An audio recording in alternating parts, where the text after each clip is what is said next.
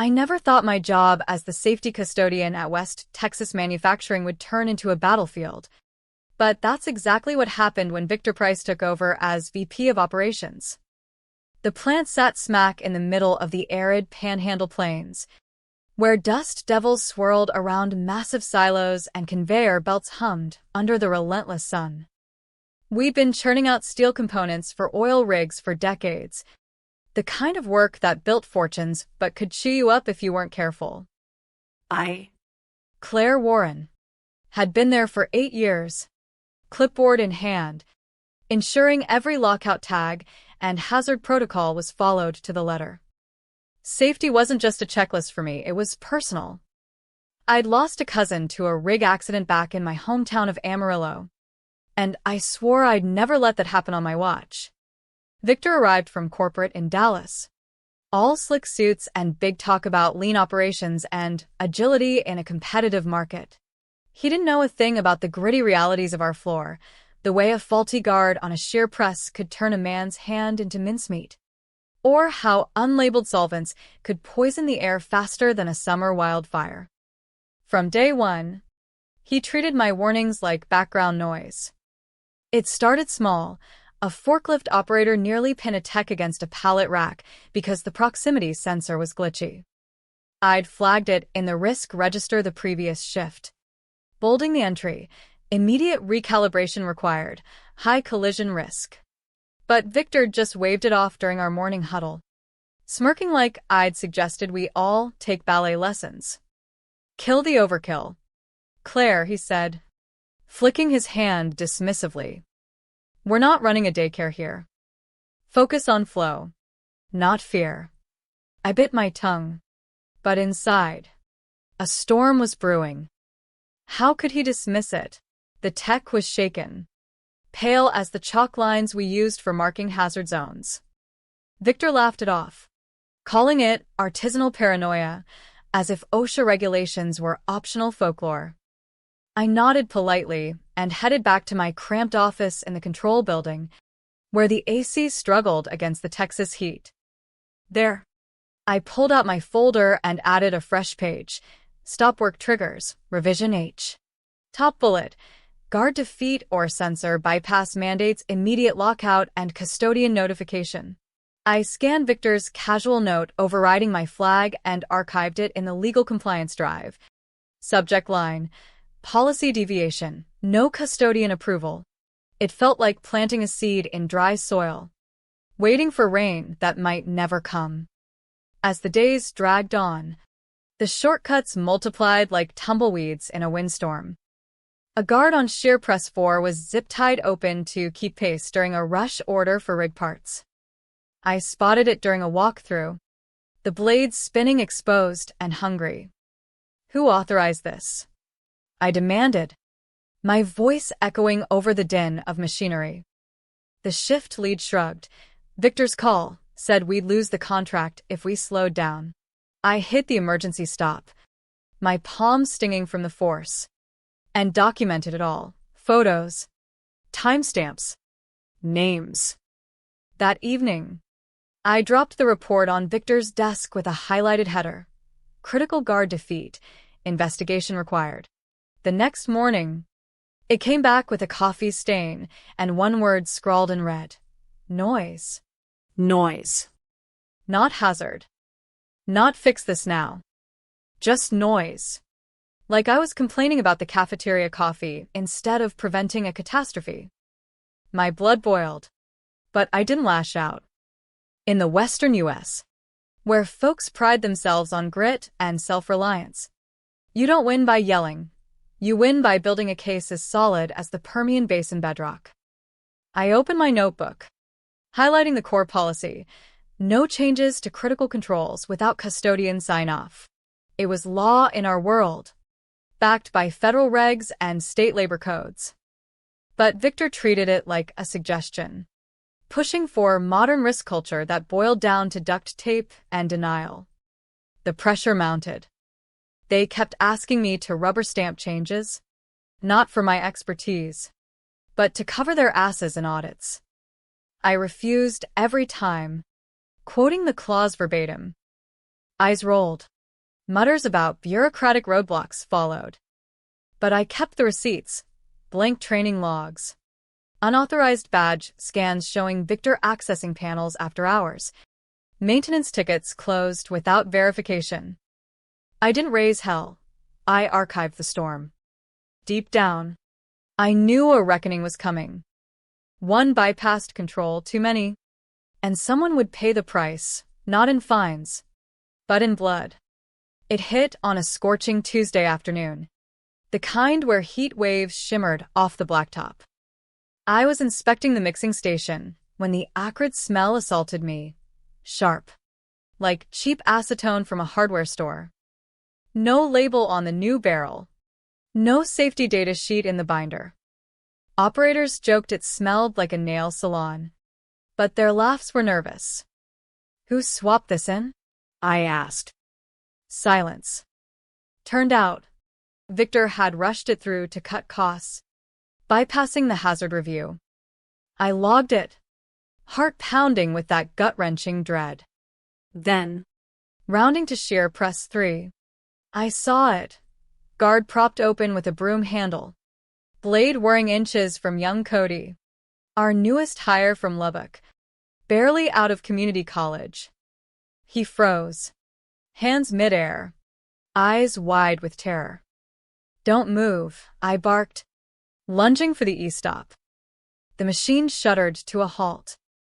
Cody exhaled like he'd dodged a rattlesnake.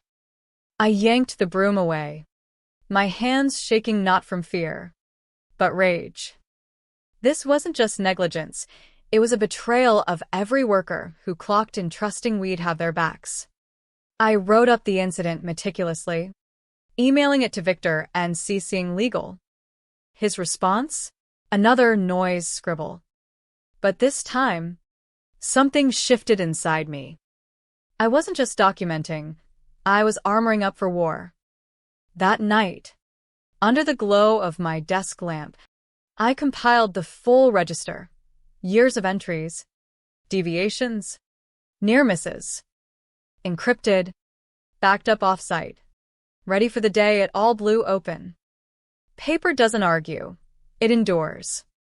And in the vast, unforgiving West, endurance is how you survive. The Texas sun beat down mercilessly as weeks turned into a pressure cooker at the plant.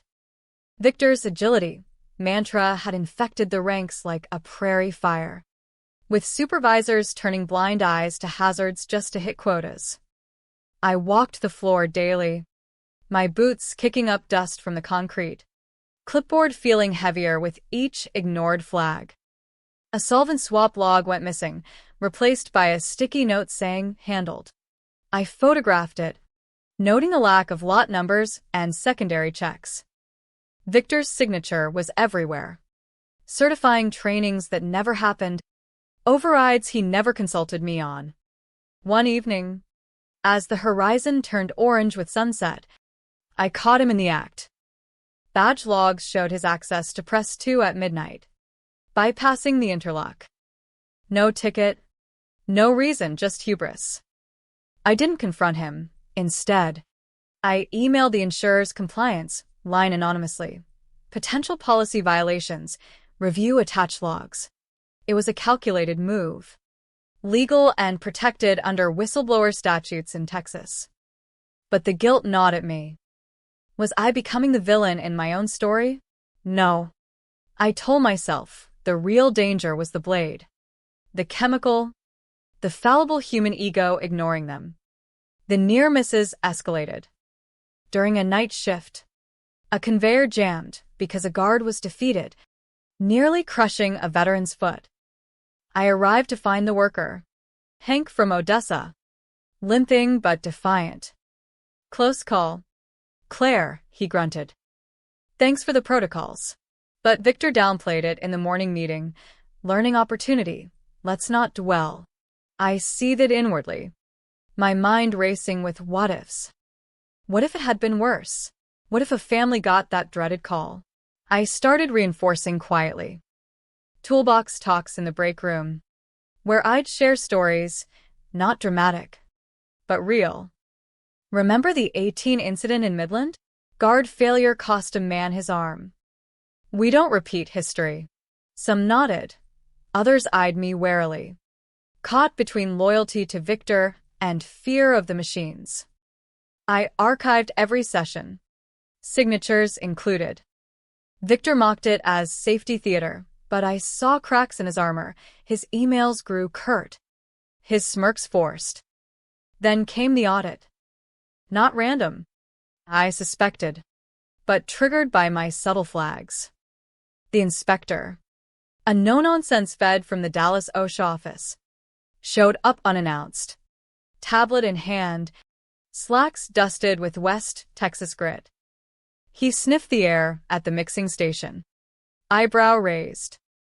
This solvent on your approved list? I handed him the blank SDS, my voice steady. No, sir. Unauthorized swap. He nodded, moving to press 3, where the guard hung loose. Without a word, he slapped on a red padlock, the click echoing like thunder. The line ground to a halt. Alarms blinked, workers murmured. Upstairs, panic set in. My phone buzzed, finance querying the $2.5 million daily burn. Yes, I texted back. In the conference room, overlooking the silent floor, the CEO, Martha Ellis from Houston, gripped the table. Victor fidgeted, sweat beading despite the AC. I placed my one-pager down. Padlock required on defeat. No exceptions. Martha scanned it, her face paling. Who overrode this? Silence. The inspector entered, uninvited. Willful violations, bypass guards, incomplete trainings, solvent risks. Badge logs pin overrides to executive access. Victor's eyes darted to me. Accusation burning. But I stayed calm. Policy binder open to the custodian clause. My sign-off is required. It wasn't given. The room thickened with tension. Victor exploded. She's buried us in red tape. We can't compete like this. I slid the stack across, his kill-it note. Logs. Forgeries.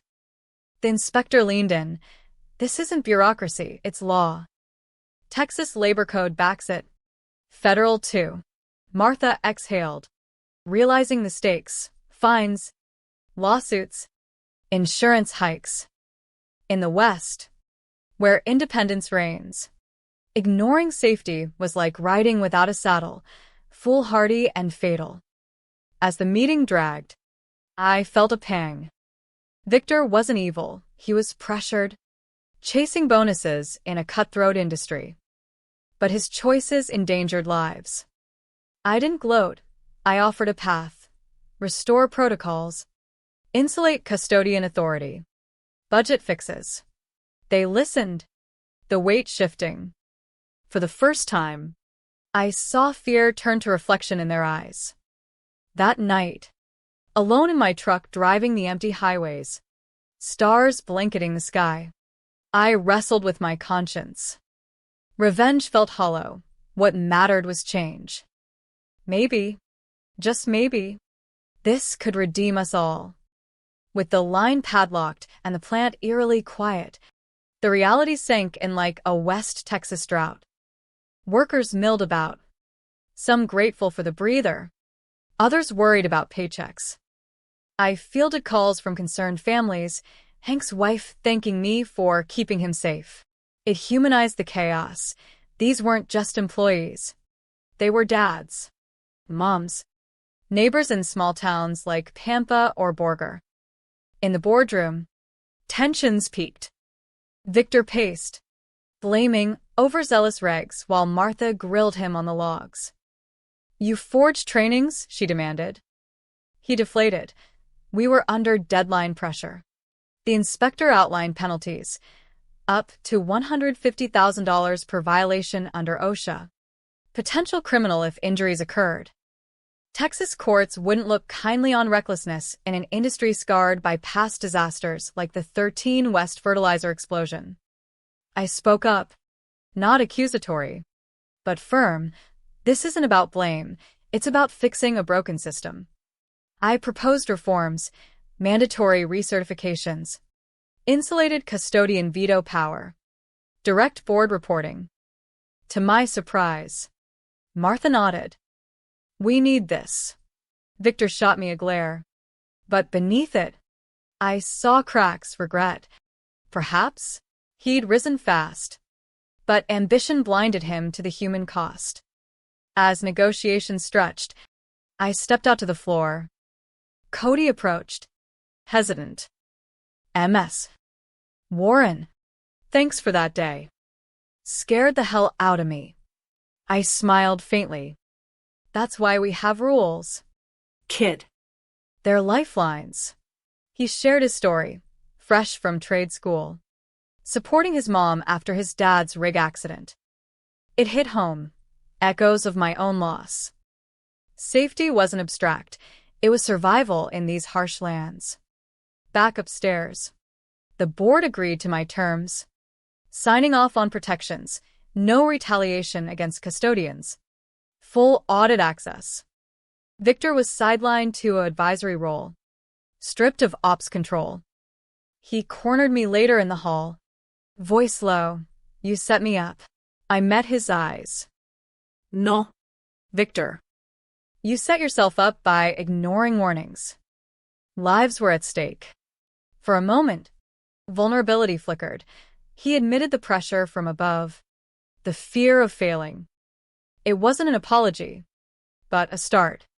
The inspector removed the padlock after verifications, the hum returning cautiously.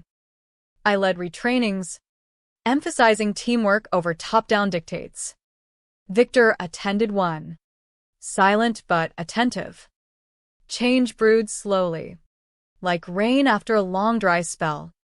Nights brought introspection. Driving under vast skies, I pondered forgiveness. Victor's fall taught a lesson. Hubris crumbles, but redemption rebuilds. The plant began healing, protocols strengthened, morale lifting as workers felt heard.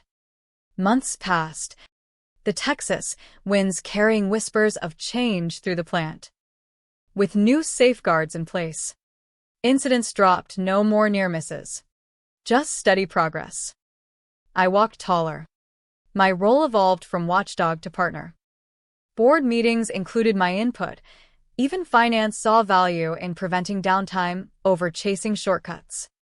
Victor, in his diminished role, Surprised me. he requested a meeting in the break room, coffee in hand. Claire, I was wrong. Pushed too hard. Didn't see the risks. His voice cracked, eyes downcast. Lost sight of why we're here. People first. I nodded, extending a hand. We all learn. Let's build better. It was genuine, no grudges. In the West, where feuds can last generations, choosing grace felt revolutionary. Together, we revamped training, interactive sessions with real stories, fostering empathy. Cody thrived, becoming a safety rep. Hank joked, Claire's our guardian angel, Texas tough. The culture shifted, agility meant smart, not reckless. One day, a minor solvent issue arose. Victor flagged it to me first, following protocol. Your call, he said. I approved after checks. Trust budding. The board praised the turnaround, insurance rates stabilizing. Reflecting on starry drives home, I realized the true victory, not downfall, but uplift. We'd turned betrayal into bonds, proving that in America's heartland, redemption trumps revenge. As the seasons turned, with autumn winds sweeping the plains, West Texas manufacturing stood transformed. Safety wasn't a burden but a badge of honor, woven into our fabric like the resilient spirit of the West. Victor, redeemed, mentored juniors on balanced leadership, his lessons hard-won. Listen to the experts, he'd say, nodding my way. I mentored too, sharing that accountability saves lives, fostering a legacy beyond steel and oil. A year later, during a company picnic under clear skies, Cody raised a toast to Claire for standing firm and showing us grace. Victor joined, eyes misty, and to second chances. Laughter echoed, families mingling, the plant a community healed. In quiet moments, I ponder the journey, from ignored warnings to shared wisdom. The lesson? In a world of high stakes, humanity prevails when we choose empathy over enmity. It's not about winning battles, but building bridges, ensuring everyone goes home whole, hearts included.